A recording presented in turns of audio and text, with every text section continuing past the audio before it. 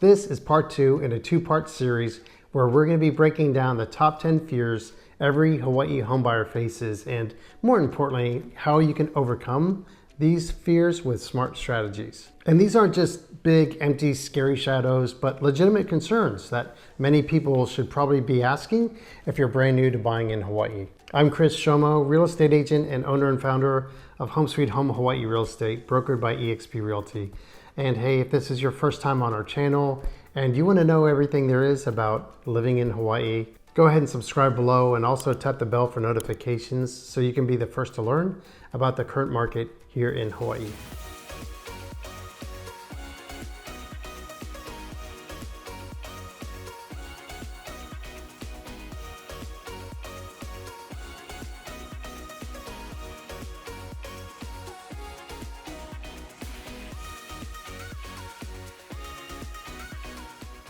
Buying a home in Hawaii is a dream for many, but it also comes with a unique set of challenges and concerns. Most of the time, the folks who set their minds on buying a house here, they'll do so and they're going to be very happy they did. In the decades I've worked in real estate, I've never had a buyer regret purchasing a home, not even once.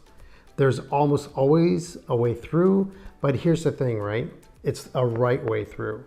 Sometimes buying isn't the best decision for someone, and it's important to figure that out. So here we go. We're counting down the last 5 greatest fears that buyers have. Starting our countdown at number 5 in part 2 of our series is fear of natural disasters. Because of Hawaii's unique location, right, it does make it vulnerable to water and wind damage from natural disasters. The solution to this, make sure you understand the hazard zones for the property you're considering. Make sure your home was built to withstand extreme weather, like using hurricane clips, reinforcing your roofing, having an elevated foundation if the property's in a flood-prone area. And don't skip on the home insurance. Opt for policies that include hurricane and flood coverage to protect your investment. And most lending institutions are going to require full 100% coverage anyway.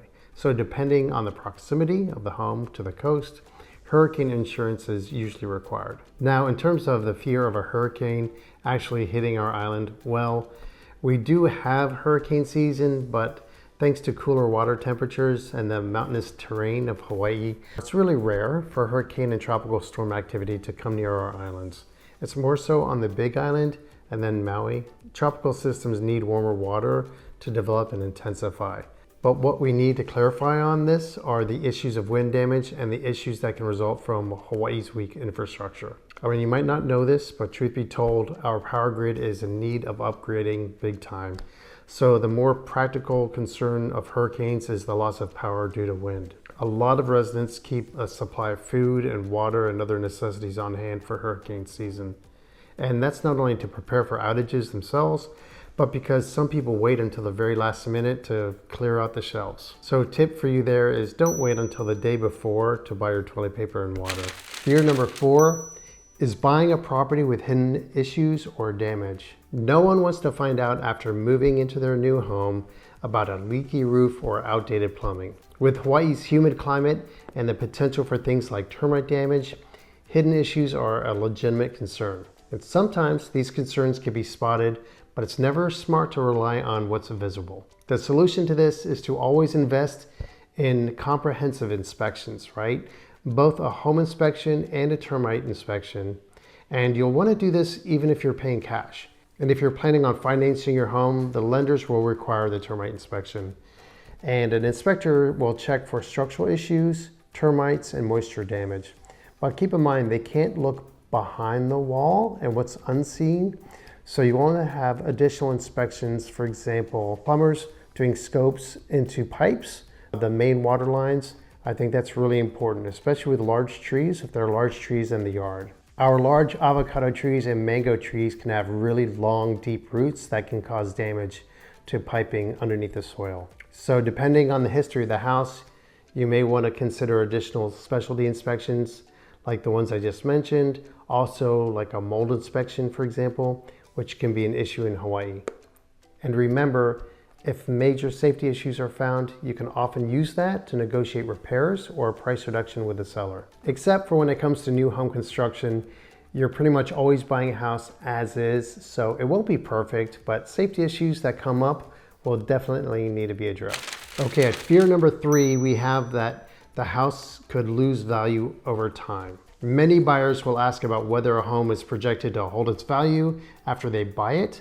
And property values can fluctuate, right, for several reasons, because of the economy, because of the demand, or because of the lack of inventory. One solid solution is location, right? Location is key here. We touched on this a bit in the fear of overpaying for a home, but on average, the property values on Oahu have increased by 4% every year for decades, but some areas increase much faster, and some small pockets on Oahu are actually slower. So ask your agent about this.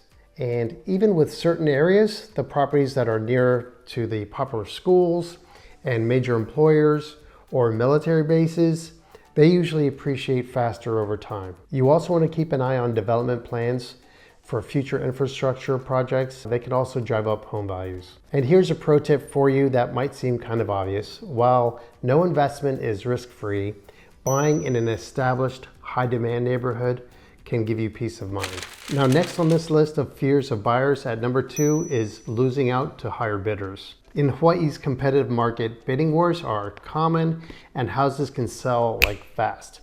So you might find your dream home only to lose out to someone who just offers more. Well, that being said, there are a lot of negotiation strategies that can improve your chances. Make sure you're pre-approved for a mortgage, like first and foremost, and have all your financing lined up and ready to go before you even start looking at houses. Sellers only want to see serious buyers.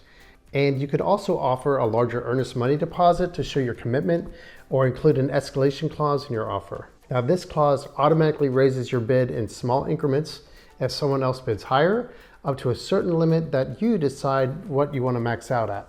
And sometimes it just helps, and other times sellers don't want an escalation clause at all. You'll have to rely on your realtor in order to make that determination. This circles us back though, because some buyers question whether using an escalation clause can actually make a property spiral beyond its actual value, right? And not only are there usual comps available to know what the value is for us, but like I mentioned earlier, your protection is in the appraisal, and that will happen after you go under contract. And the appraisal is required by lenders and is done by a neutral third party. So neither the buyer party nor the seller party is allowed to choose the appraiser. This is done at random. If the offer amount is over the value of the property, you can at that point choose to either cancel out of the contract without any repercussions or renegotiate the price. So there are a lot of powerful strategies that can be used in these negotiations, and they have to be customized for seriously every situation. So both for the property itself, as well as the transaction, the accommodation of both parties, and especially what the seller's looking for in a seller's market. And it even comes down to the way the communication's being handled between the agents. So I don't want to give away my trade secrets in this video and make them public to the masses. But if you are a buyer or investor looking to purchase, feel free to reach out to me directly and learn about our 25 techniques and strategies to make you stand out and be the winning offer. We just mentioned this one, and it's a big one, and that's at number 1, overpaying for a home. One of the biggest fears for buyers in Hawaii is paying too much, especially with the high property values across Oahu.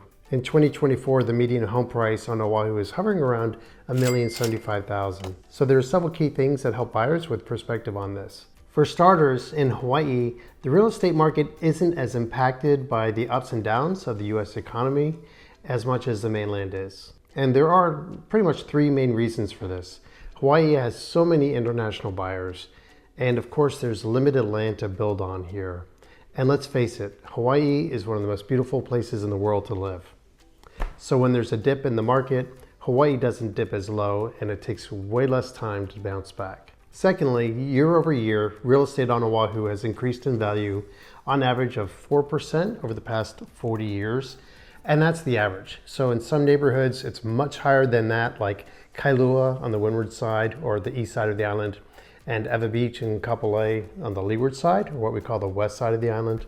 And the neighborhood where my family and I live, for example, has increased over 7.5% each year on average for the past 11 years. And it's only projected to only continue going up because of all the developments and a new destination with shopping and outdoor activities. And these are heavy draws for residents from all over the island, as well as tourists being bussed in from Waikiki. And thirdly, we recommend getting a comparative market analysis, as us industry folks like to call it a CMA.